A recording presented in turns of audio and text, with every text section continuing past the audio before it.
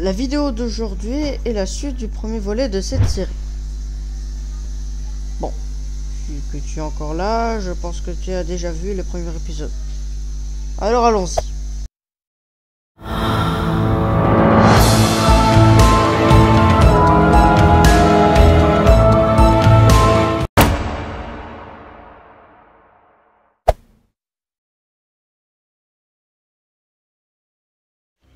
Vu que maintenant vous savez ce que c'est un astéroïde, on va pouvoir attaquer le vif du sujet.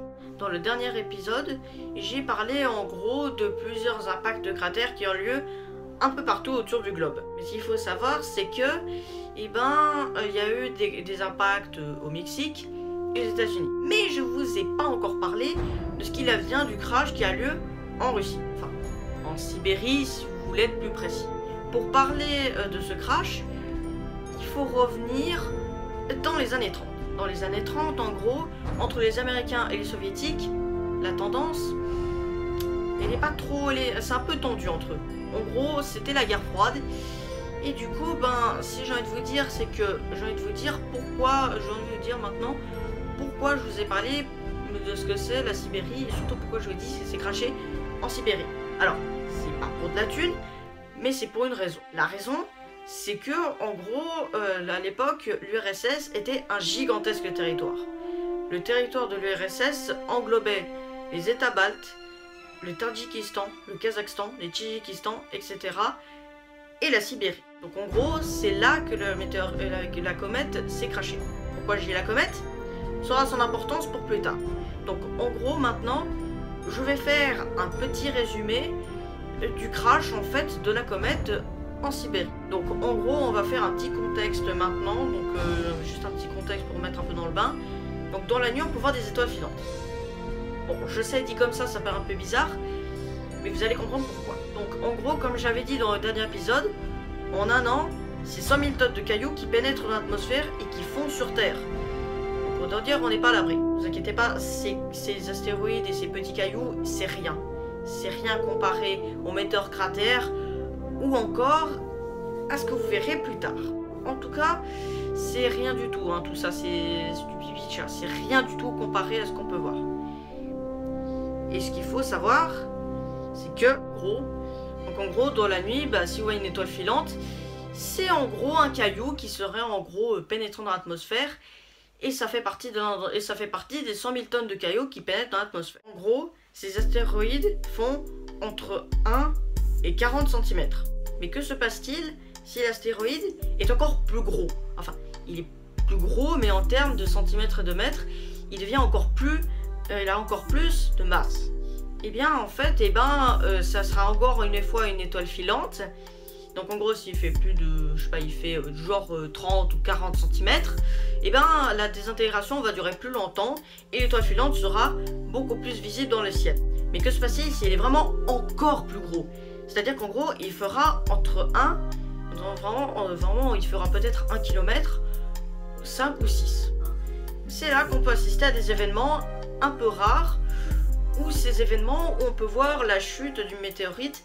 Il y a eu récemment, notamment, en 2013 je crois, un impact d'astéroïde qui lui était vachement gros, qui lui est arrivé là aussi, en Sibérie. En tout cas, maintenant, tout ce qu'on peut savoir, c'est que tous ces astéroïdes qui font entre 1 et 50 km, ils laissent quand même des traces derrière eux. C'est grâce à ça qu'on peut à peu près notamment savoir leur taille, leur masse, etc.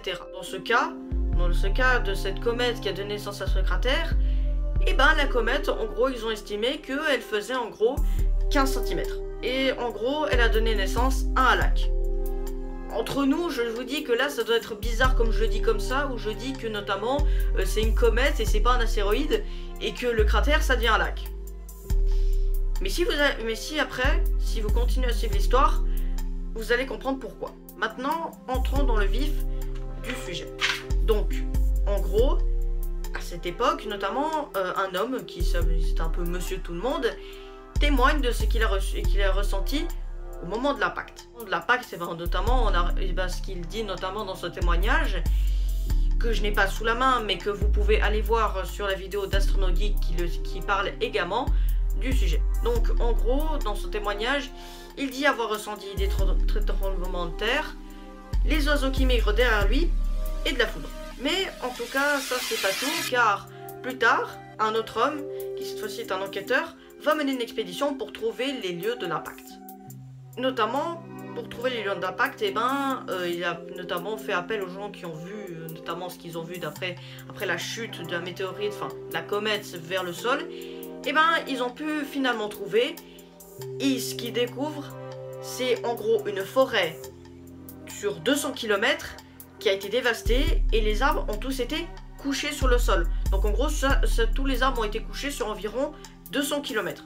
Donc imaginez un peu les dégâts que ça aurait fait sur une grande ville telle que New York, Miami ou Berlin. Mais maintenant, ce qu'il faut savoir, c'est que vous allez demander, en fait, ce qu'ils vont découvrir, c'est qu'en fait, ils vont découvrir peut-être que s'il y aurait quelques arbres couchés, tout ça, mais pas de cratère. En gros, les mecs, ils arrivent sur un endroit qui, en gros, il y a sur environ 200 km, il y a tous les arbres qui sont couchés, mais pas de cratère. Et du coup, les enquêteurs vont prélever des échantillons sur le sol, et ils estiment bien que c'était bien le lieu de l'impact de la comète. Et du coup, ce qui va arriver, c'est que lors des tests d'échantillons, ils vont découvrir des matériaux qui, de base, notamment, ne se trouvent pas sur Terre. Des matériaux qui ont été apportés via, notamment, à une comète. Et si je dis une comète, c'est pas pour rien. C'est parce que ces matériaux sont contenus dans des roches de glace. Et la glace se trouve notamment dans la ceinture de Kuiper ou Kuiper, je ne sais pas comment la nommer, ou dans le nuage d'or. Dans cette région que se trouvent notamment les comètes. Et on peut faire le lien avec la comète. En gros, on peut plus ou moins savoir que c'est une comète.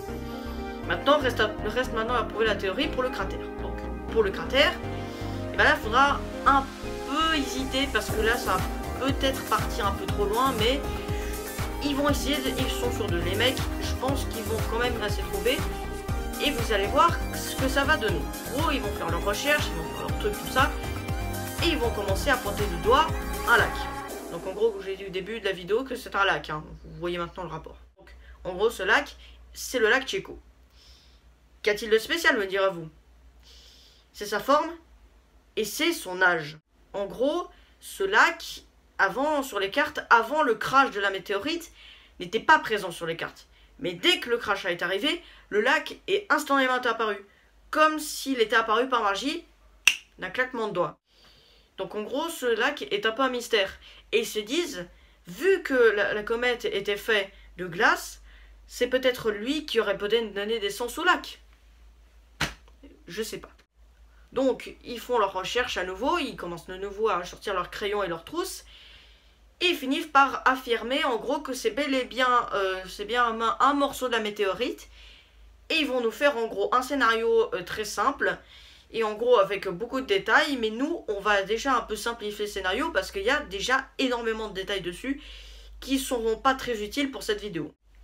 Donc maintenant, on va faire un récapitulatif du scénario et de la chute de la comète. Donc en gros, la comète, elle rentre sur Terre et elle fait 15 km. Faut retenir ça. Donc la comète, elle rentre, elle commence à surchauffer et en surchauffant, elle commence en gros à émettre des gaz et du coup, à un moment donné, c'est là que ça commence à puer.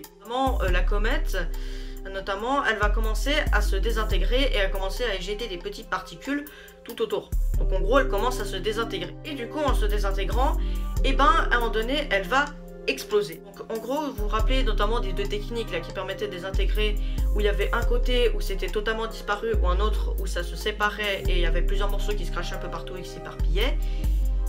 La comète, elle va prendre cette option. Donc en gros, elle va se séparer en plusieurs morceaux et elle va se cracher un peu partout et tout ça, et du coup, il n'y aura pas vraiment de mort, mais voilà, ça sera un peu éparpillé. Et maintenant, on va s'intéresser au plus gros morceau.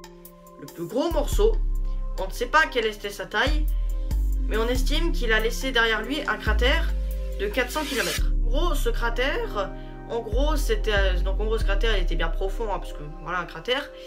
Et du coup, dû aux radiations et à la chaleur due à l'impact, ça a suffi pour faire fondre la glace et créer un lac. Donc, vous voyez maintenant le rapport avec le lac Tchéco. et notamment la comète. En gros, ils mettront aussi une expédition où ils montreront la profondeur d'un lac. Un lac ne peut pas avoir cette profondeur en vérité voilà, c'est vraiment extrêmement profond. Donc il n'y a pas de doute, c'est celui-là. Voilà. Maintenant, vous savez tout sur ce lac et sur la comète. Donc maintenant j'ai un peu gardé le meilleur pour la fin, j'ai gardé le cerise sur le gâteau. Donc en gros, récemment, j'ai appris de peu qu'un cratère a été découvert, c'était pas vraiment récemment, mais c'était il y a quelques années, je crois. Et ce cratère, il envoie du pâté. Le cratère, en gros, fait plus de 300 000 km et il est vieux de 2 milliards d'années. Autant dire que ça date pas d'hier. Donc en gros, la météorite qui a donné naissance à ce gros cratère, en gros, il se serait caché en Afrique. Mais en tout cas, franchement, n'essayez pas de comparer ce crash à d'autres crashs qui ont lieu sur Terre. Comparé à le crash, enfin comparé à l'explosion de la plus grosse bombe nucléaire, ça fait un cratère en gros de 400 km. Alors que le météore cratère, qui se trouve notamment dans l'Arizona, il en fait 1,5 km. Et cette fois-ci, là, en Afrique, il fait 300 000 km.